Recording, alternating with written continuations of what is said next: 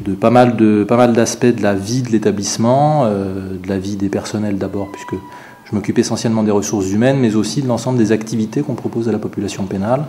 Alors qu'il s'agisse d'activités rémunérées, je pense au travail, je pense à la formation professionnelle, mais aussi d'activités culturelles, d'activités sociales et d'activités sportives.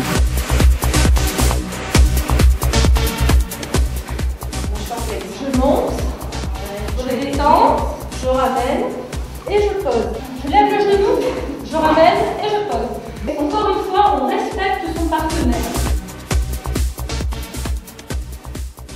Un effectif stable qui accueille et des hommes et des femmes, une quarantaine de femmes aujourd'hui, donc le reste c'est de la population pénale masculine. Beaucoup de jeunes qui ont entre 18 et 30 ans. Je pense qu'une intervention en général, et quel que soit le public, lorsqu'elle est bien faite, elle a de l'utilité, elle a de la pertinence. Et il s'agit de faire ressembler le plus possible notre offre d'activité et partant l'ensemble de la prison à la société civile, puisque tôt ou tard, ils rejoindront la société civile et notre but, c'est aussi qu'ils puissent rejoindre cette société civile en ressemblant le plus possible aux citoyens ordinaires. Voilà.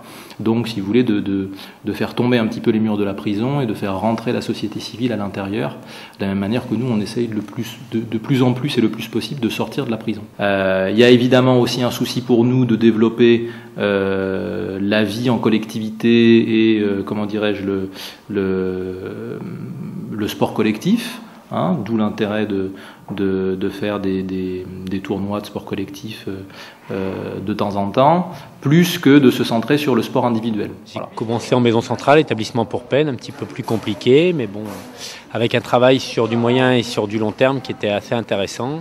Ici, c'est un petit peu plus différent, en sachant qu'une maison d'arrêt, il y a énormément de turnover, donc le travail de construction, on va dire, est un peu plus difficile à mettre en place. C'est plutôt le sport est plutôt le défoulement ou la découverte d'activités. C'est un peu ponctuel, un petit peu comme on fait aujourd'hui. Ça reste intéressant. Après, quand on veut construire sur du moyen terme ou du long terme, c'est plus compliqué vu que les détenus donc rentrent et sortent assez régulièrement. Donc des activités ponctuelles comme ça, avec des découvertes de sports nouveaux, nous paraissent très intéressantes pour un établissement comme une maison d'arrêt. C'est un établissement qui est ancien, donc on n'a pas trop d'infrastructures intéressantes pour les activités. Par contre, on a une salle de muscu qui est pas trop mal, avec des tapis de course, avec un rameur, avec des matériels cardio training où on peut quand même bien se défouler.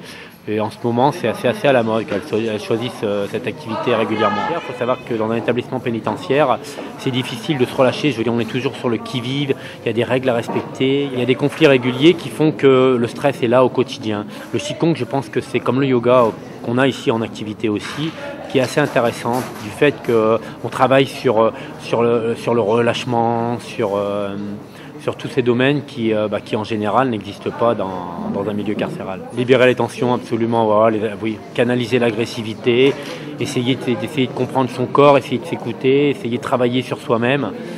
Et c'est vraiment adapté, cette activité est adaptée, je pense qu'on va travailler là-dessus.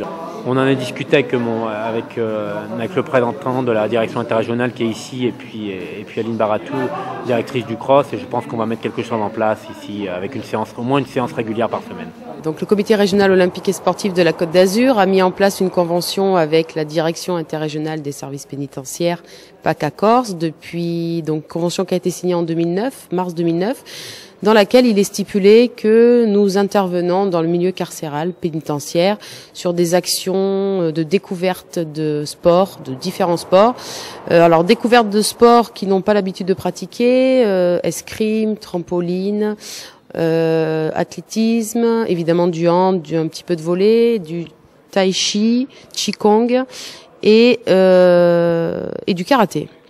Voilà, donc nous intervenons depuis à peu près 1 an et demi dans les centres pénitentiaires de Côte d'Azur sur un public de détenus hommes et cette fois-ci sur un public détenu femmes. Ces actions mises en œuvre par le comité régional olympique et sportif avec l'aide aussi du comité régional PACA des Joinvillers, actions que nous comptons réitérer dans à peu près 1 fois par mois dans tous les centres pénitentiaires. Nous avons besoin de moyens financiers parce que actuellement nous travaillons qu'avec des bénévoles, donc des intervenants sportifs. Donc nous allons devoir trouver des financements pour pouvoir mettre en place ces actions améliorations pour qu'elles soient plus pérennes et plus nombreuses dans les centres, puisqu'il y a une demande forte du milieu pénitentiaire sur ces actions multisports. Non, mais ça fait du bien de temps en temps comme ça en prison. Ouais. Ça fait du bien, ça nous défoule un peu. Et voilà. Et le karaté, non? C'est pas, ça me dit pas. Non. Et à l'école, vous en aviez fait un peu du sport? Non? Ouais, mais j'avais pas souvent en cours. Non. Et un peu à la maison d'arrêt, il y a aussi... Ouais, il y a de la muscu. Et ça, vous en faites de la muscu? Ouais, j'en fais. Ouais. Il y a de la gym? Il y a la gym aussi, mais je fais moins. Le rôle du service des sports, c'est et d'impulser une dynamique et aussi de recevoir les attentes des détenus. Bon. Une fois qu'on a ces deux éléments, tout le rôle du service des sports, c'est de faire l'équilibre entre d'une part la demande, d'autre part ce qui paraît utile de développer, et puis aussi, c'est une troisième variable, mais Dieu sait qu'elle est importante, surtout à la maison d'arrêt de Nice, nos contraintes. Ce code moral, ce sont les valeurs qui se transmettent non seulement au cours, mais dans la vie de tous les jours. À qui j'ai pas donné? Quel intérêt pour vous la journée multisport telle qu'aujourd'hui? Pour nous, c'est une chance quand même assez formidable. Depuis 2 ans, on est en partenariat avec le comité régional olympique. Et je dirais que c'est bien pour les détenus parce qu'il y a une découverte d'activités différentes. C'est une chance aussi, nous, en tant que professionnels du sport, de côtoyer des intervenants extérieurs, puisqu'on a des spécialités, mais on apprend aussi de ces personnes-là. Et puis c'est aussi important pour les gens de l'extérieur d'être confrontés à ce genre de public. Je veux dire, ce petit mélange fait que c'est un succès à chaque fois chez les hommes et chez les femmes. Je pense que c'est ce qu'on verra tout à l'heure. On a à peu près une quarantaine de détenus, donc on crée un peu une frustration parce que la première fois c'est un peu la surprise et puis maintenant ils savent bien qu'ils vont passer du bon temps, ils vont s'amuser, ils vont apprendre quelque chose et ils vont passer je veux dire, un très bon moment. Et c'est la même chose pour les intervenants extérieurs. Allez.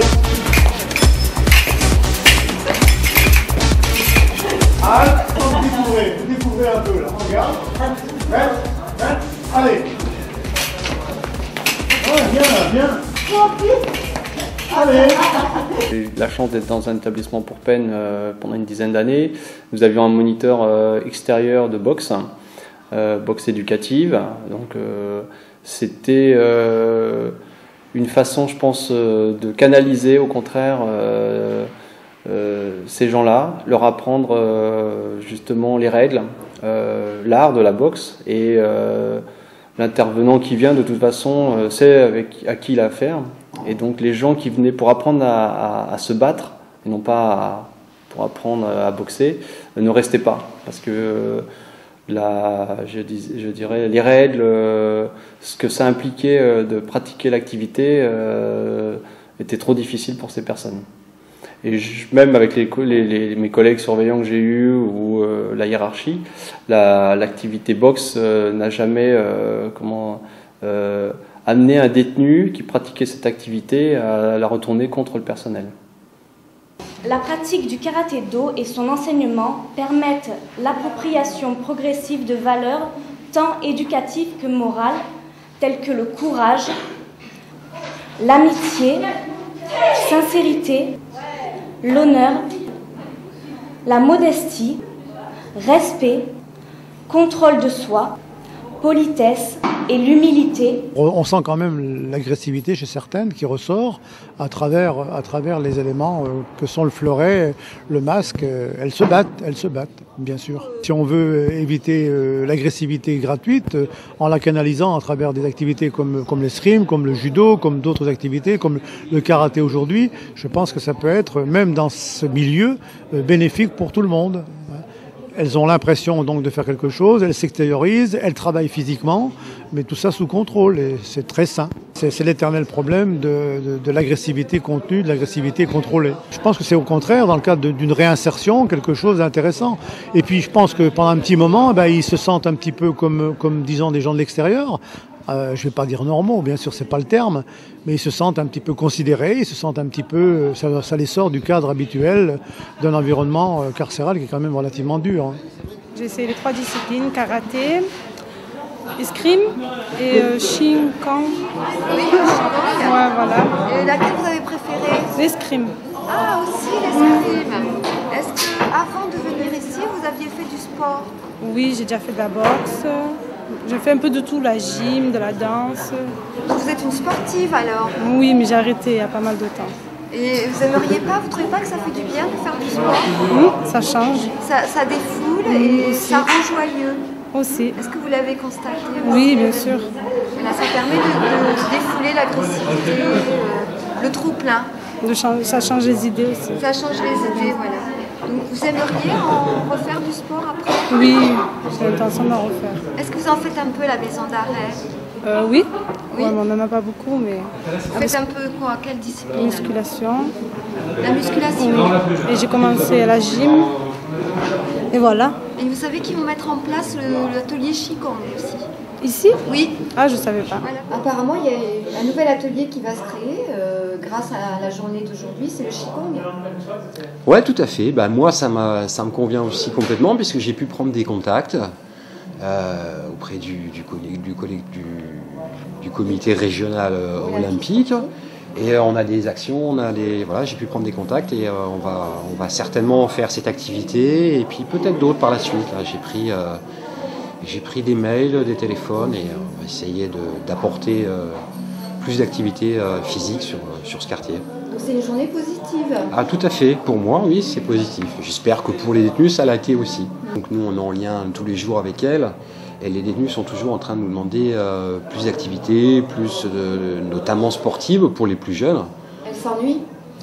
Oui, les journées sont longues, évidemment, quand on est incarcéré. Et de plus en plus, c'est la volonté, comment dirais-je, de cette administration de rendre utile ce temps de prison, de l'investir, d'en faire quelque chose qui soit efficace pour le détenu. C'est pas simplement le temps de la prison, c'est pas simplement un moment où la personne est hors jeu par rapport à la société. Notre souhait, c'est de pouvoir offrir à l'ensemble de la population pénale la possibilité de pratiquer une activité physique. Parce que c'est quand même beaucoup plus sain un détenu qui sort de sa cellule régulièrement, qui travaille, qui fait une activité, qui fait du sport ou qui apprend quelque chose, plutôt qu'un détenu qui reste 22 heures sur 24 dans sa cellule. On a tout intérêt à gagner, tout intérêt à ce que la prison soit vraiment au cœur de la ville. Elle l'est physiquement, il ne reste plus qu'à développer cette idée et la rendre vraiment faisant partie prenante de la ville. Oui, l'action du CROSS Côte d'Azur, c'est une excellente action. C'est une excellente action parce qu'elle est nécessaire quelque part. Et de plus, c'est à force d'intervenir comme ça que le CROSS réussira à 100% ses volontés et les résultats qu'il attend.